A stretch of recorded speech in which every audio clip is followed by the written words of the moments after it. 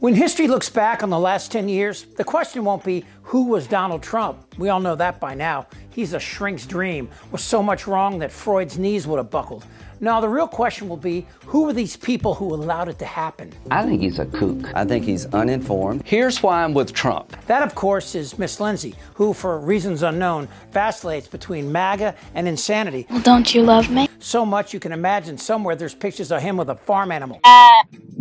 With apologies to farm animals.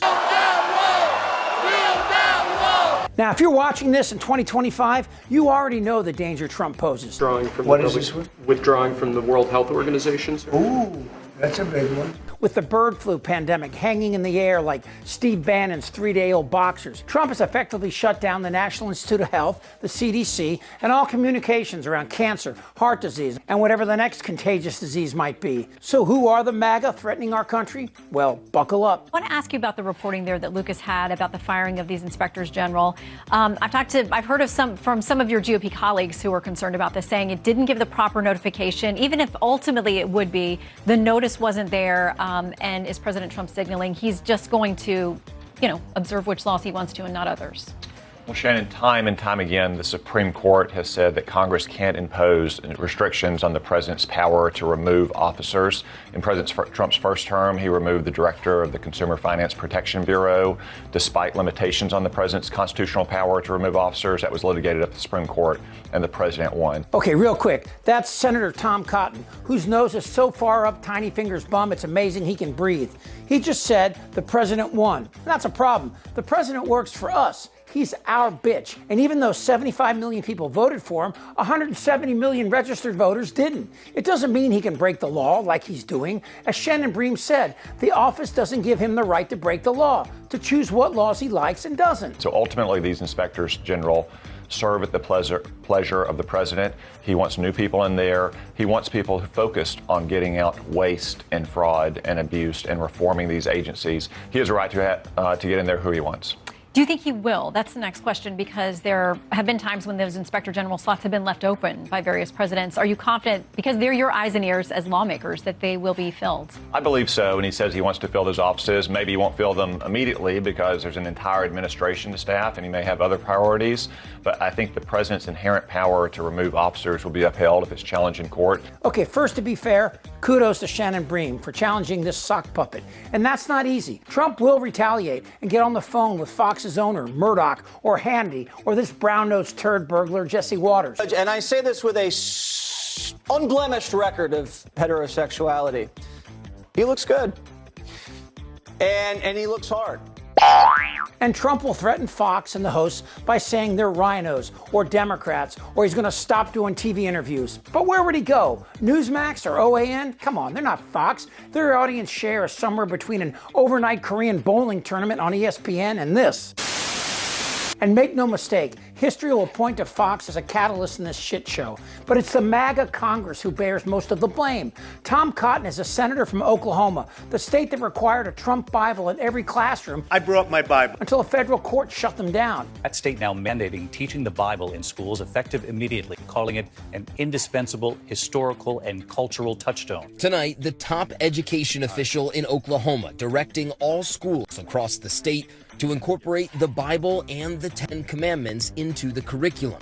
The new requirement for grades 5 through 12, effective immediately. Cotton isn't afraid to show his Neanderthal beginnings every time he opens his mouth. Arkansas Senator Tom Cotton is facing criticism for describing slavery as a, quote, necessary evil. In an interview attacking a New York Times project reframing U.S. history around the consequences of slavery, here's the quote given to the Arkansas Democrat Gazette. "We have to study the history of slavery and its role and impact on the development of our country, because otherwise we can't understand our country. As the founding fathers said, it was the necessary evil upon which the Union was built. But the Union was built in a way," and Lincoln said, "to put slavery on the course to its ultimate extinction." The interview is part of the Republican senator's plans for a bill to withhold federal tax money from school districts that teach the 1619 Project, which was published last August. The project's founder, who won a Pulitzer Prize for commentary for her work, responded saying if Cotton's comments were true, quote, It's hard to imagine what cannot be justified if it is a means to an end. But Cotton isn't the only Trump acolyte. Trump's ascent began with almost every strong supporter hating him. I'm a never Trump guy. I never liked him.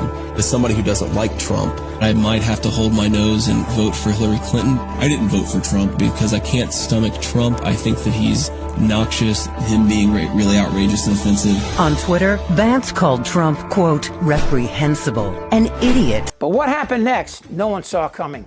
Trump's sociopathy tapped into a part of America that would curdle milk, an uninformed, angry, theocratic gaggle whom Trump freed to unfurl their Confederate flags and racist, misogynistic, homophobic rants. I don't care if he is in a jail cell. I am one of those people that will vote for him no matter what. On the other night, he said, in his opinion, there's no such thing as hate speech in America.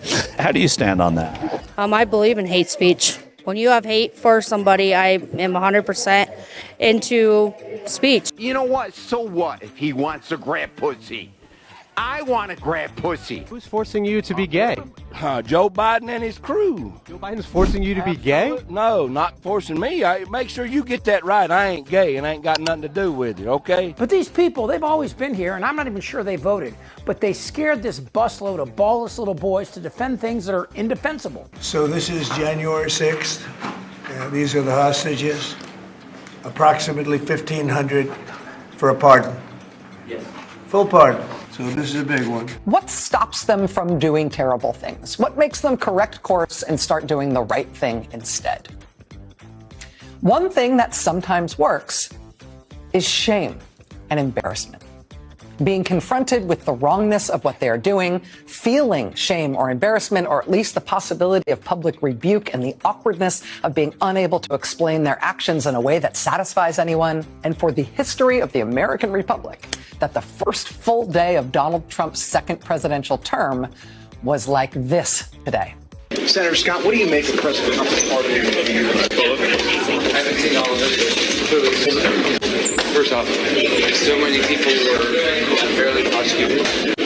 What about those that assaulted police officers? I don't believe anybody. If you violate the law, you should be prosecuted. But what about those who assaulted police officers and then were pardoned by the president? I haven't seen any. I haven't gone into the detail. But there are those pardons that exist. I'll have to read it.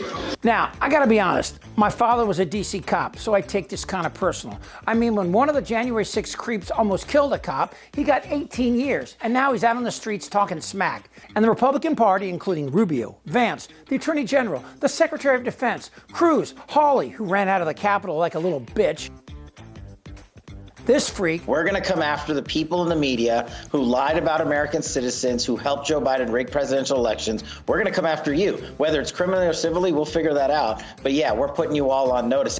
And on and on and on. They did nothing and they're saying nothing. And the question is, who will say something and when? I say this to my Republican colleagues who are defending the indefensible. There will come a day when Donald Trump is gone, but your dishonor will remain. At the top of this video, I said, when the history books are written, but that may be exposing my naivete. Florida is already editing history books and deleting stories of slavery and the Holocaust. Look, I don't hate Trump any more than I hate what comes out of my bum. I just remember what it is and who was afraid to speak the truth. Goddamn right. This is not a normal election. Whether the women like it or not. I don't want to talk about this stuff. Am I wrong? Yeah. They're eating the dogs. You're an idiot! I think he's crazy. I'm Chip Franklin.